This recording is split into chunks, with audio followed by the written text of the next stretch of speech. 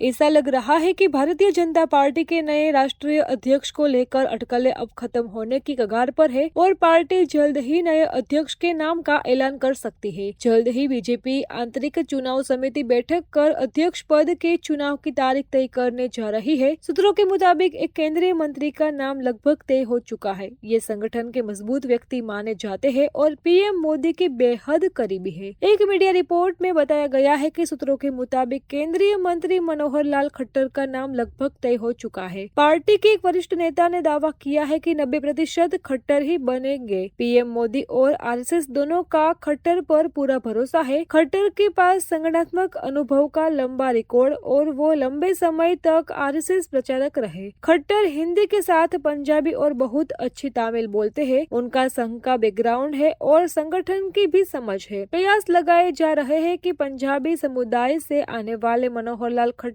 भाजपा के अध्यक्ष बन सकते हैं। राष्ट्रीय स्वयंसेवक संघ प्रमुख मोहन भागवत ने हाल ही में स्पष्ट संकेत दिए हैं कि वरिष्ठ नेताओं को एक निश्चित उम्र के बाद सक्रिय राजनीति से पीछे हट जाना चाहिए और नई पीढ़ी को आगे आने देना चाहिए। इस बयान को मोदी की आगामी 75वीं वर्षगांठ से जोड़कर देखा जा रहा है, क्योंकि पार्टी में परंपरागत रूप से 75 वर्ष की आयु को राजनीतिक सक्रियता का आखिरी पड़ाव माना जाता है। इससे यह अंदाजा लगाया जा रहा है कि वे संघ मोदी की राजनीति से धीरे धीरे हटने की योजना बना रहे हैं। कुछ वर्षों में मोदी और शाह की जोड़ी ने पार्टी के संगठनात्मक फैसलों पर अधिक प्रभाव जमाया था, लेकिन 2024 के लोकसभा चुनावों के बाद से संघ का हस्तक्षेप बढ़ा है। संघ चाहते हैं कि भाजपा का नेतृत्व किसी ऐसे नेता के हाथ में हो जो संगठनात्मक मजबूती के साथ पार्टी की विचारधारा और रणनीति को आगे बढ़ाए। इस विवाद की वजह से पार्टी में अध्यक्ष पद के चयन की प्रक्रिया लंबित है और जल्द ही कोई अंतिम निर्णय आना मुश्किल दिख रहा है। इसलिए भाजपा